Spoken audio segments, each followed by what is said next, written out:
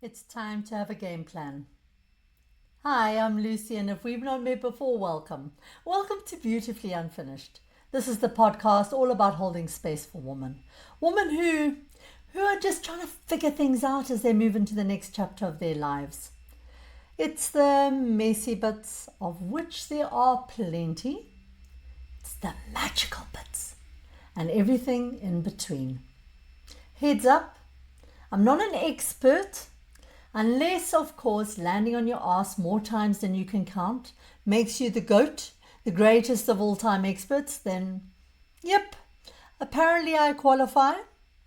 And on a more serious note, I'm just a woman like you, figuring it out as I go, beautifully unfinished. This episode is about making a plan. Not a perfect one, not the color-coded laminated kind, just a starting point. Because if you're waiting for motivation to show up, you might be waiting for a very long time. The truth is, it rarely appears when you need it the most. What does help is making a decision to take action. Because sometimes that's the only thing you can control. It's a decision followed by small doable steps. I'm going to take a walk today. I'll tidy my desk. I'll do that thing I've been putting off. Heck, I'll even shave my legs. Okay, no promises on both legs. Let's not get carried away. But here's the thing. Movement creates momentum. Momentum creates motivation, and suddenly you're doing more than you ever thought you could. Yikes! You just meant to start and suddenly you're fully participating. My reality was clear.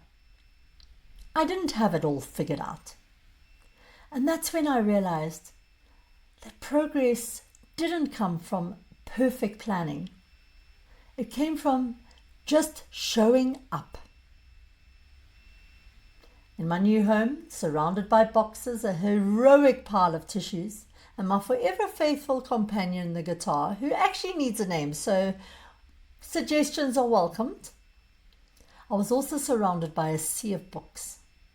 Somewhere along the line, I'd not just become the Queen of Tears, I'd also been crowned the Queen of Self-Help Books. The 5 a.m. Club, have you heard of it? By Robin Sharma? Yep, I'm proudly a member. Armed with my morning coffee and optimism that faded after half an hour, I dive into the pile of books, planning my next steps to healing. Trying to build what I would call reluctant motivation. One book, Atomic Habits by James Clear, brilliant book by the way. It really landed with me. He talks about how small, consistent actions can completely change the trajectory of your life. For me, that started simply by showing up at the gym. Even when my heart wasn't in it, my body certainly wasn't convinced, and my soul was still negotiating. And let me tell you, that journey continues to be humbling to say the least. The new era had begun, where strength met humility and a very close relationship with my Pradol. When I first started, I had absolutely no idea what I was doing. There's my dear friend Debs, and you'll hear many stories about her. Once I actually figure out how this podcasting works, she'll be a guest on my show, I hope. She has been a huge part of my healing journey right from the start. Our chats have been endless rehashes of life's ups and downs. It's always been filled with laughter, often tears, and almost always ending in the same conclusion. So, what are we going to do? I don't know. What are we going to do? As we break out into our best imitation of the vultures from the Jungle Book. Yes, there may be some of you out there that are needing to Google that. And then we would dissolve into fits of laughter. It was kind of our signature move, finding humor in the most ridiculous moments. Even when our life felt anything but funny, we'd find humor in it. And somehow, no matter how heavy the day had been, it just felt lighter. It was a gift. It was our tonic to keep going. So when Debbie's son Dan opened a gym called Jungle Gym, how appropriate is that? It's a really brilliant name, isn't it? Joining just felt like the natural next step. part support of her son, part commitment to our newly learned 1% plan, and maybe, just maybe, a dash of wildly misplaced optimism. And that's how our gym adventure began. So now I'm not entirely sure how enthusiastic Dan was about his two most loyal members being these middle-aged recruits and one being his mother. There was an occasion when his promotional video went out and we noticed that we hadn't featured. Naturally, we were offended. Oh my goodness. Hilarious. But when Debbie half-jokingly confronted him, asking him why his most committed members had not made the cut, his response was, it was priceless. It wouldn't be good for business. Fair enough, Dan. Fair enough. Apparently, authenticity has its limits. There were quite a few times when Dan, or his business partner Mark, would wander over and very tactfully suggest that what I was doing was not quite right. One particularly profound and slightly blushing moment came during my attempt to do lunges across the turf. Dan wandered over in his no-nonsense way and told me, "Slow down, Lucy." Apparently, I wasn't supposed to be galloping like a horse. The funniest part is when he walked away, he didn't even crack a smile, or not one that we could see anyway. However, Debbie and I completely lost it. We laughed so hard I had to make an emergency bathroom break. Because let's be honest, coffee, lunges, and post-childbirth bladder control was definitely not a winning combination. And then, tragically, there was my squats. Only after accidentally catching my reflection in the mirror, which I'd been very strategically trying to avoid, did I realize how questionable they were. Picture this. 6 foot, in a squat position, I looked something between a startled chicken and a carrot with legs. Quite honestly, flapping my elbows would have just completed the look. Let's just say it wasn't very graceful. But here's the thing, I kept going. I progressed from using the arm press machine with absolutely no weights because I generally thought I might pop a vein in my temple, to adding those saucer-sized 2.5 kg plates, then the 5 kgs, and eventually the 10 kgs. That is until a 30-year-old guy waited patiently behind me and swapped out my hard-earned 10 kgs for 30 kg plates for his extreme push. And you know what? I didn't care because my 5 and 10 kgs were my 30 kgs. A few weeks later, I greeted my very first rotator cuff injury. But still, I was elated. That was my win, my start. And that's the thing. Progress doesn't have to look impressive to anyone else. It just has to mean something to you. Because those small things done daily beat the big things done occasionally. Let's be honest, it's so much easier doing little things daily than big things once in a while. And the little things, they build momentum. Momentum builds confidence, and before you know it, you're becoming someone who just keeps going. It's a bit like compounding interest. The small deposits you make each day add up quietly in the background until one day you stop and think, shucks, I've actually come a very long way. There's a beautiful line from Charlie Mackesy that I absolutely adore. He says, when you're tired and the storm feels endless, remember, the storm gets tired too.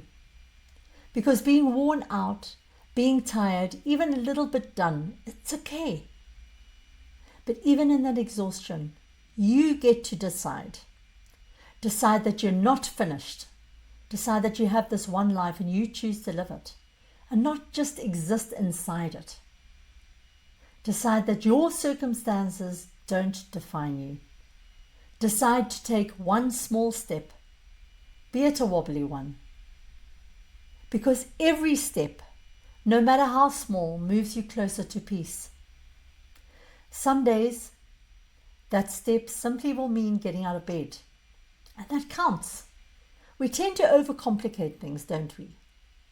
We buy new notebooks, planners, post-its in all the colors, fill them up with beautifully intentioned to-do lists, and convince ourselves that progress lives there. And believe me, I am, as a self-confessed list person, I have half-finished lists everywhere. Forever the student, forever in training, clearly still warming up. But it doesn't have to be that complicated. Here are a few simple steps to start with. Number 1, what matters most to you today? Number 2, what small actionable step can you do to go towards it? Be intentional. Number 3, set a deadline, preferably one that you will remember. And just remember to show up and be consistent. Consistency doesn't mean doing things perfectly, because let's be honest, that's never ever going to happen. It's just about showing up imperfectly, but like this podcast. Just showing up again and again, even when you're exhausted, even when you're not sure it's even working, even when nobody watches. Because those tiny imperfect moments of showing up, that's what builds strength. That's what changes your life. And somewhere along the way, we start believing motivation is this magical thing. We start believing that it will arrive like a lightning bolt, that one morning we'll wake up and suddenly feel ready. But what I've learned, and I'm still very much learning, is that actually doesn't happen. It doesn't show up like that. It's quieter. It's clumsy. And sometimes it's just a whisper that says, try again. The courage to take one small step, that's where the magic begins. Because those tiny decisions, they're what build your life. When everything feels too heavy to carry, they become the scaffolding, slowly, quietly holding you up again and again. So whether it means getting out of bed, showing up at the gym, or simply deciding not to give up on yourself today, every small act is a declaration that you're still here, that you're choosing to live. And when you're tired and the storm feels endless, remember what Charlie Mackesy says. The storm gets tired too, because it does. And when it finally softens and the clouds begin to part, you'll realize something so important. All those little imperfect steps you took, the ones that no one saw, they were quietly carrying you forward the whole time. Progress doesn't have to be loud to be powerful. It just has to be on your terms. Thank you for spending the time with me today. If you're in the middle of your own storm right now, I hope you'll be reminded to give yourself a bit of credit. Credit for not being perfect, but for simply showing up. Because that's where the strength really and truly lives. Until next time, keep taking those tiny steps. And if you enjoyed this episode, I'd so appreciate it if you'd like, follow, and subscribe. And perhaps even share it. Share it with someone who could use it today. Keep showing up. Because here's the truth. You don't need to have it all together. You don't need to know exactly where you're going. You just need to keep moving. One small, imperfect step at a time. You're just beautifully unfinished.